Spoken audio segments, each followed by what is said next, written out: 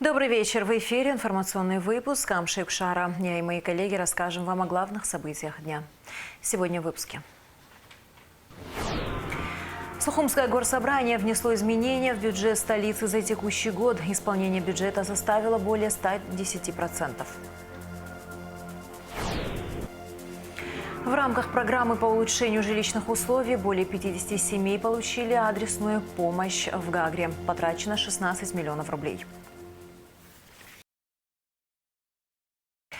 В эти дни, 31 год назад, бойцы Абхазской армии развивали успешное наступление. 20 сентября на Восточном фронте освобождено село Ахалдаба Учимчирского района. Установлен контроль над участком трассы от села Лашкиндар до Кадурского моста. На Западном фронте молниеносной атакой наши бойцы выбили противника из первого 16-этажного здания на въезде в город Сухум. Чуть позже была освобождена и вторая 16-этажка. Освобождена правая часть сел Тависуплеба и Нижняя Яштха. Подразделения Абхазской армии с боями вышли к Сухумскому интернату. После тяжелых боев освобождена гора Гварда. Абхазское командование предлагает грузинским войскам прекратить сопротивление и по безопасному коридору выйти из блокированного Сухума. Ответа не последовало. Грузинская сторона отказывается от подписания соглашения, предложенного 19 сентября в Сочи. До Дня Победы остается 10 дней. Президент Абхазии Аслан Бжаня прибыл в Калмыкию на инаугурацию избранного на второй срок главы республики Бату Хасикова. В аэропорту его встретила председатель правительства республики Калмыкия Гиляна Басхамджиева, сообщает пресс-служба президента. Помимо участия в торжественном событии, у Аслана Бжаня намечен ряд рабочих встреч в регионе. Отношения между Абхазией и Россией основаны на дружбе и союзничестве. Параллельно развивается сотрудничество с регионами Российской Федерации. В этом контексте мы заинтересованы в укреплении всесторонних связей с Республикой Калмыкия, подчеркнул президент Аслан Бжаня в своей приветственной речи на церемонии инаугурации главы Республики Калмыкия Бату Хасикова. Аслан Бжаня поздравил главу Калмыкии с переизбранием на должность и пожелал успехов на ответственном посту. Слово предоставляется президенту Республики Абхазия Аслану Георгиевичу Бжане.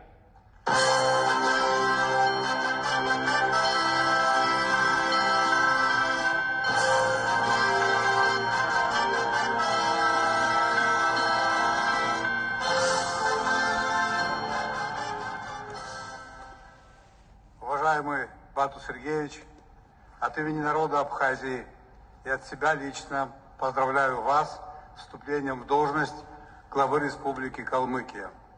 Итоги голосования 8 сентября показывают, что жители Калмыкии высоко ценят ваш вклад в социально-экономическое развитие региона. Убедительная победа на выборах демонстрирует значительную поддержку вашей деятельности населением республики и доверие к курсу на дальнейшее улучшение жизни в Калмыкии. Отношения между Абхазией и Россией основаны на дружбе и союзничестве. Параллельно развивается сотрудничество с регионами Российской Федерации. В этом контексте мы заинтересованы в укреплении всесторонних связей с Республикой Калмыкия, уникальным регионом Юга России, обладающим богатой историей, самобытной культурой и традициями. Желаю вам, уважаемый Бату Сергеевич, крепкого здоровья, успехов на ответственном посту главы республики, а жителям Калмыкии мира и процветания в дружной семье народов Великой России. С праздником вас!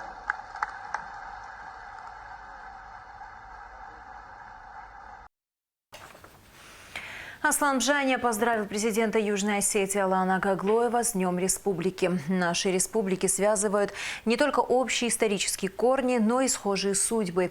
Мы вместе пережили тяжелые времена. В Абхазии высоко ценят крепкие братские отношения между нашими странами, основанные на взаимной поддержке и доверии. Убежден, что они будут только крепнуть и развиваться, отмечается в поздравлении президента Абхазии. Аслан Бжаня пожелал Алану Гаглоеву и всему народу Южной Осетии благополучия, мира, процветания и дальнейших успехов. Алан Гаглоев встретился с абхазской делегацией во главе с министром юстиции Андрей Барцыц. Глава Южной Осетии отметил, что братские республики строят свое будущее вместе со стратегическим партнером Российской Федерации, который по сей день оказывает неоценимую помощь. Об этом сообщает спутник Осетия. Наши братские народы одни из первых столкнулись с политической несправедливостью и сумели выстоять. Надеюсь, что справедливый мировой порядок восторжествует, и мы всем миром будем двигаться вперед с Россией, отметил Андрей Барцыц. Абхазская делегация принимает участие в праздновании 34-й годовщины провозглашения Южной Осетии. Указом президента Южной Осетии за вклад в укрепление сотрудничества между народами и в связи с празднованием Дня Республики Андрей Барцыц был награжден медалью в ознаменовании 15-летия победы в Отечественной войне народа Республики Южная Осетия. Андрей Барцыц выступил на мероприятии в честь празднования 34-летия Дня Республики Южной Осетии. Он зачитал текст поздравления от президента Абхазии Аслана Бжани. Атырску Хачча, дорогие братья и сестры, имею честь зачитать вам поздравительный адрес президента Республики Абхазия Аслана Георгиевича Бжани. Его превосходительству господину Гаглоеву Алану Эдуардовичу, президенту Республики Южная Осетия. Уважаемый Алан Эдуардович, от имени народа Республики Абхазия и от себя лично сердечно поздравляю вас и братский юго-осетинский народ с Днем Республики. Путь Южной Осетии к признанию был нелегким. Народ продемонстрировал несгибаемую волю и приверженность идеалам свободы и независимости, преодолевая многочисленные вызовы и трудности. Сегодня Южная Осетия, как и Абхазия, продолжает уверенно идти вперед, строя достойное будущее для своих граждан. Наши республики связывают не только общие исторические корни, но и схожие судьбы. Мы вместе пережили тяжелые времена. В Абхазии высоко ценят крепкие братские отношения между нашими странами, одновременно основанные на взаимной поддержке и доверии. Убежден, что они будут только крепнуть и развиваться.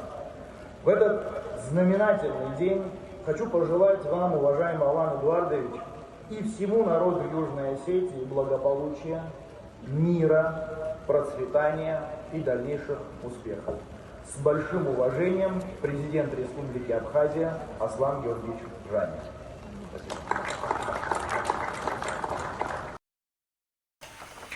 Министр здравоохранения Эдуард Будба проинформировал премьер-министра Александра Анкваба об итогах поездки в Республику Южная Осетия, где принял участие в международной конференции «Практические аспекты развития здравоохранения», а также о встречах с министром здравоохранения России Михаилом Мурашко, делегациями из Краснодарского края, Кабардино-Балкарии, Северной Осетии и Приднестровской Молдавской Республики.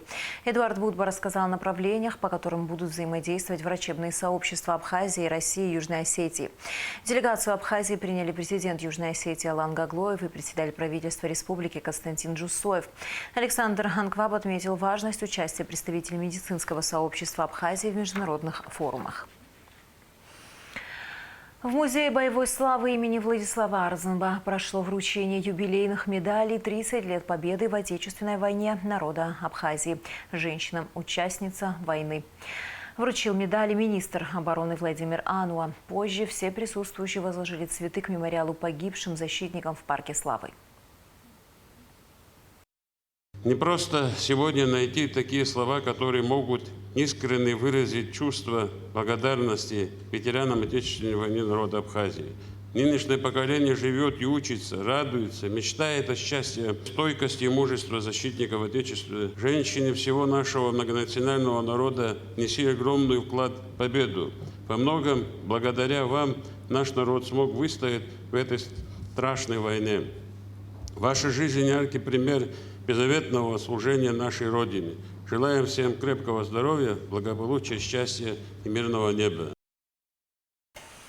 Сухумское горсобрание внесло изменения в бюджет столицы за текущий год. По словам мэра Беслана Эшба, исполнение бюджета составило более 110%.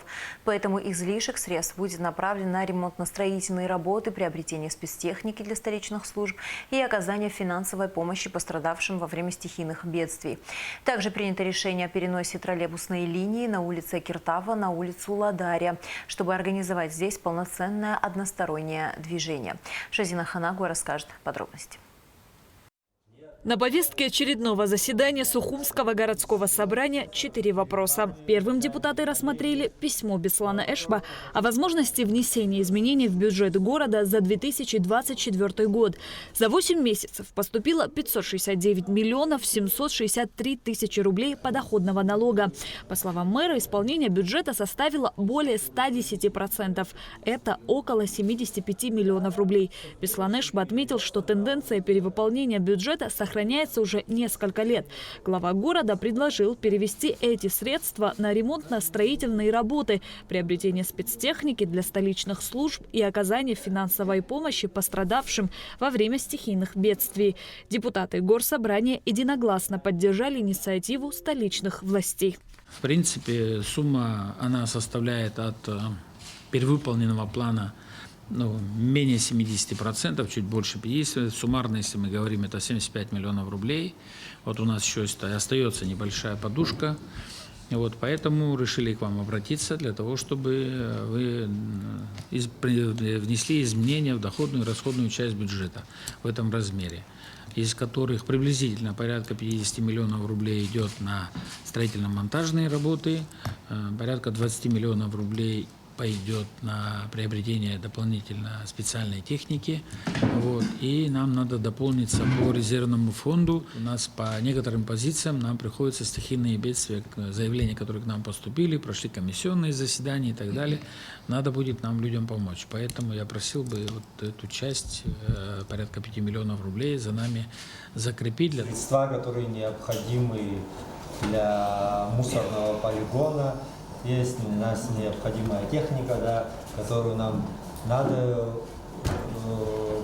новую тоже приобретать, потому что сами знаете, в каком состоянии вся техника, и ей приходится в город Гал ездить в день по 2 раза. Это очень большие нагрузки. Троллейбусная линия будет перенесена с улицы Киртава на улицу Ладаря. Данное решение было поддержано депутатами. Будет демонтирована контактная электросеть городского электрического транспорта по улице Киртава в направлении движения от улицы Джеля до улицы Арзенба. По улице Киртава будет организовано одностороннее движение, как и от улицы Арзенба до улицы Джеля. Решение принято в целях повышения безопасности дорожного движения. Председатель собрания Дмитрий Ося отметил, что люди жалуются на заторы, систематически возникающие на улице Акиртава. Изменение троллейбусного маршрута может отчасти помочь с решением этой проблемы. Администрации столицы необходимо установить соответствующие дорожные знаки. Мэр города подчеркнул, что район Турбазы, густонаселенный в курортный сезон, там резко увеличивается поток автомобилей. У нас еще проблема от 14-й школы до самой реки Киласур. Там постоянно, периодически падают деревья, знаем, когда у нас там трогать их нельзя ввиду экологических вопросов и так далее. То есть вынуждены смотреть и ждать, когда там создастся очередная ситуация. Поэтому действительно, как было сказано, уже мы прорабатываем несколько вариантов, но не успеваем за ростом цен. Допустим, в одном месте договорились по какой-то цене, начинаем готовить финансовую модель, начинает цена подниматься или на электробус, или на троллейбус. Троллейбус, когда мы начали говорить, он стоил 20 миллионов рублей, сегодня стоит 45. Допустим, поменьше, которые электробус начинали говорить 6-8, сегодня 17-18.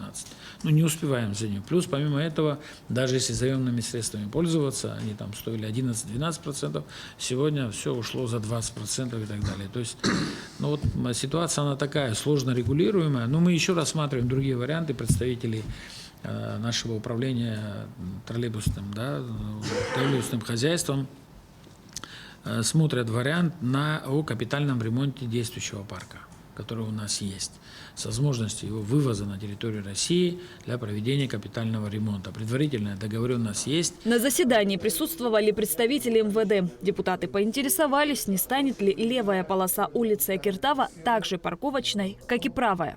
На сегодняшний день очень много у нас проблемы возникают по улице Киртава, так как насыщенное население, очень много гостей приехали, отдыхают, и очень много машин, транспорта сегодня по улице Киртава от 17:00 до вечернее время. Очень много туристов проходят через МВО, наши отдыхающие.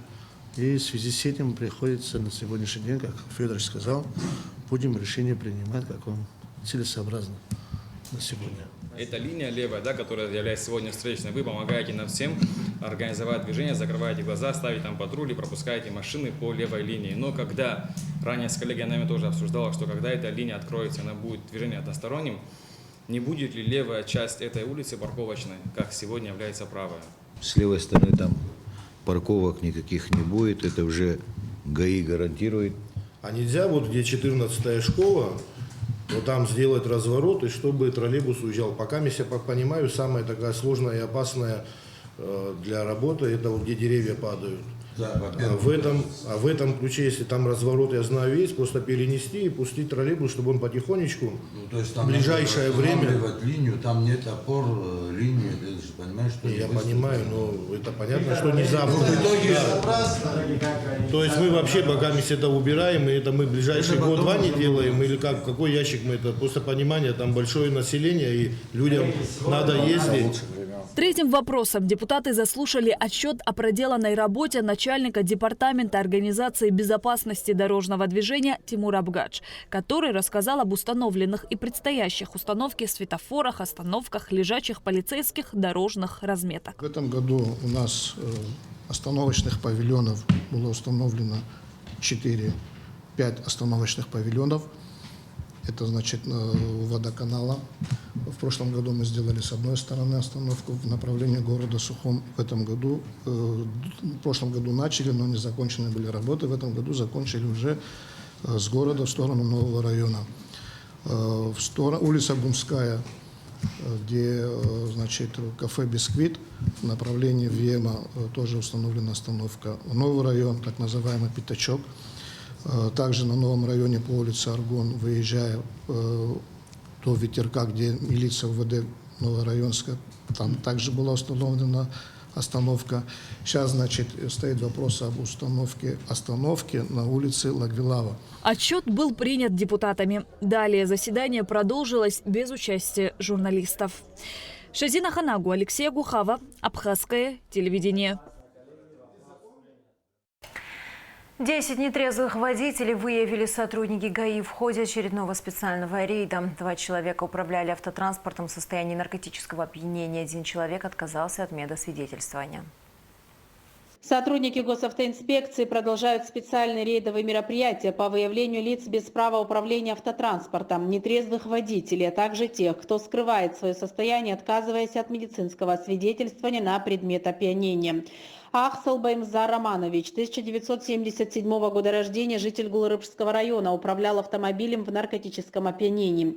Аганян Андрани Грантович, 1979 года рождения, житель города Сухум, управлял автомобилем в наркотическом опьянении. Перегаедова Елена Евгеньевна, 1996 года рождения, жительница города Омск, управляла автомобилем в алкогольном опьянении. Лапшов Алексей Александрович, 1991 года рождения, житель города Ставрополь, управлял автомобилем в алкогольном опьянении. Чамлар Лаша Мушневич, 1986 года рождения, житель города Сухум, управлял автомобилем в алкогольном опьянении. Шкурка Николай Викторович, 1983 года рождения, житель Ростовской области, управлял автомобилем в алкогольном опьянении. Гришко Александр Сергеевич, 1999 года рождения, житель Ставропольского края, управлял автомобилем в алкогольном опьянении. Беня Семен Расимович, 1970 года рождения, житель Гудаутского района, управлял автомобилем в алкогольном опьянении. Рахимкулов Эркин Мансурович, 1994 года рождения, житель города Гагра, управлял автомобилем в алкогольном опьянении. Кварчели Алхас Датикович, 1982 года рождения, житель города Гудаута, управлял автомобилем в алкогольном опьянении. Адлибас Тамур Иванович, 1991 года рождения, житель Гулрыбского района, управлял автомобилем в алкогольном опьянении без водительского удостоверения, повторно совершив данное правонарушение. От медосвидетельствования на предмет потребления нарковеществ отказался. Авиц Бамирон Анатольевич, 1993 года рождения, житель города Гудаута, отказался от медосвидетельствования на предмет потребления нарковеществ. Рейдовые мероприятия, направленные на выявление злостных нарушителей, проводятся каждый день по всем районам республики. При администрации Гагарского района уже 2 года работает программа по улучшению жилищных условий. За это время более 50 семей получили адресную помощь. Более 16 миллионов рублей на это потрачено из бюджета района. Сария Кварасхеля продолжит тему. Я уже ехала, когда в такси, уже видела со светофора, что все, пламя, да. Да, вот сейчас у меня ребенок в школе. Он остался в одной рубашке. Наши дети хотят жить.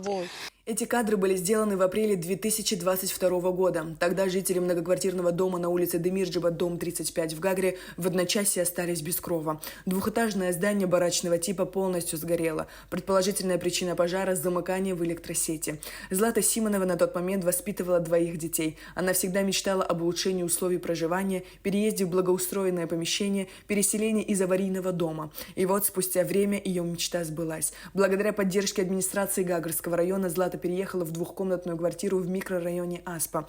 Буквально 5 месяцев назад родила дочь и вместе с супругом обустраивает квартиру. У нас расселили в гостиницу, мы 1,5 месяца прожили там, потом на Гудаутскую улицу. Нам все отказывали, и когда ребенку потребовалась справка с места жительства, мы потерялись. И после 2-3 месяцев я получила уже квартиру нынешнюю. Здесь что-то они и сделали так, что у меня здесь была вода, свет, горячая вода, чтобы я зашла и жила. Администрация очень много мне помогает. Сейчас занимается финансированием моих окон. Я очень ей благодарна. Исполнились все мои мечты. В апрельском пожаре пострадала и семья Романа Качарина. Администрацией Гагарского района им было выделено 750 тысяч рублей. В селе Псахара на эти деньги выделили участок земли и построили небольшой домик. Все необходимое для жизни в семье сегодня есть. В общем, чем смогли, помогли, без крыши не оставили. В доме сейчас мебель вот потихонечку обустроим. Так, главное, крыша есть, вода есть. Благодарим главу администрации за то, что оказали помощь, не отвернулись, стали рядышком. Спасибо им большое за это. При администрации Гагарского района с 2022 года работает программа по улучшению жилищных условий. За это время более 50 семей получили адресную помощь. На самом деле хочется отметить, что количество обращающихся очень много, количество заявлений много. Безусловно, мы стараемся в первую очередь рассматривать льготные категории людей. Это ветераны войны, это семьи погибших, это многодетные, малоимущие. По каждой семье мы проводим анализ, собираем соответствующие документы, и такая работа проводится. На самом деле хочется помочь каждому и всем. И до той семьи, до которой пока не дошла помощь государства, кажется, что ничего не делается, может быть, но однако же вот количество людей, которым оказана помощь, и общее финансирование показывает, что за эти годы немало семей получили адресную поддержку государства. В 2022 году 8 семей получили финансовую помощь. Общая сумма более 5 миллионов рублей. В 2023 23 семьи, это около 9 миллионов рублей. А в 2024 уже одобрено 13 заявлений. На эти цели выделено 2,5 миллиона. В августе текущего года сгорел частный дом семьи Буюклян в селе Алахадзе. 3 несовершеннолетних детей остались без крова. Для оказания помощи пострадавших отдел культуры администрации района организовал благотворительный концерт ансамбля «Керас». Собранная сумма в размере 200 тысяч рублей была направлена адресатам. И администрация района не осталась в стороне. Она выделила семье Буюклян 300 тысяч.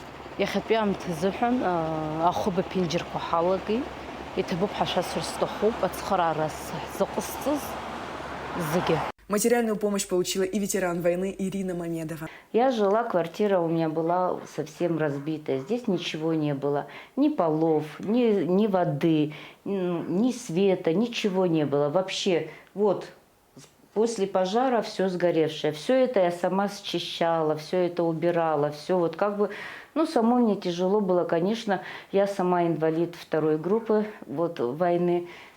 на нашу пенсию, сами знаете, далеко не потянешь, сама не потянешь, чтобы все это сделать. Я обратилась, а мне спасибо большое нашему главе Юрию Львовичу, спасибо Хане Владимировне, то, что они оказали помощь, поддержку, они мне выделили материальную помощь. И вот как бы я потихоньку, вот в прошлом году штукатурку делала стены, вот все заштукатурила. В этом году вот сделала вот полы, сделала, там потолки, где-то еще сама подрабатываю, где-то сын еще подрабатывает. Ну и спасибо большое, конечно, без внимания, без их помощи я бы, конечно, не достигла бы такого бы уровня, как вот сейчас достигла. Сейчас вот хотя бы можно уже элементарно, более-менее как-то жить можно. А то вообще цементом дышала, вот это вот стяжка была, вот пыль, грязь, все. Еще я хочу тоже сказать, то, что материальную помощь мне еще и уделили вот эта наша церковь, вот Борис Мугба. Администрация района не остается в стороне и в закладке фундамента. Ян Кучубери, участковый в городе Пицунда, женат, воспитывает сына. Он давно хотел на имеющем участке построить дом, развести хозяйство. Однако одному осуществить мечту было сложно. Тогда он и обратился за помощью в администрацию. Пользуясь случаем, на самом деле, хочу поблагодарить Ачба Саида, который мне вообще изначально посоветовал обратиться к главе города.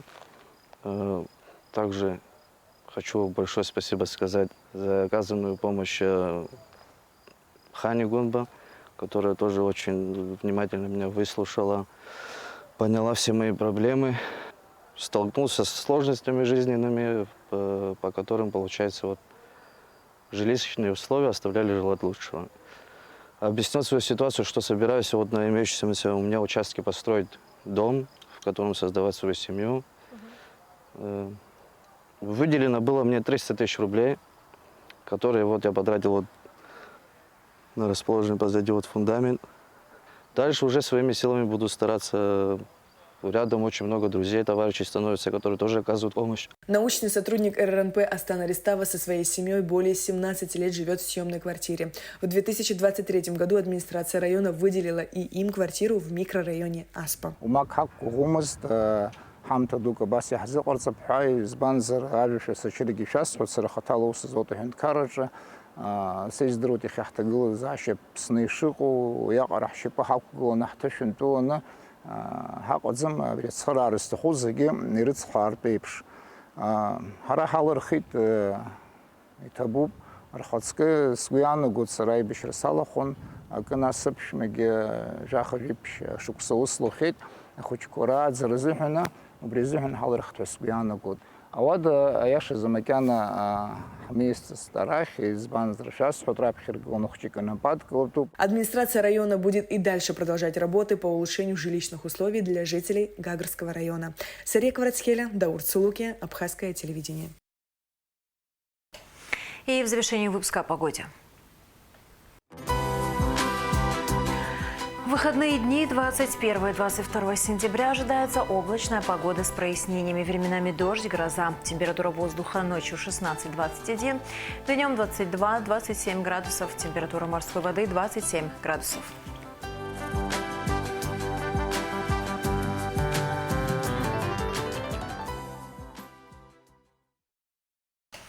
На этом наш выпуск завершен. До скорых встреч в эфире.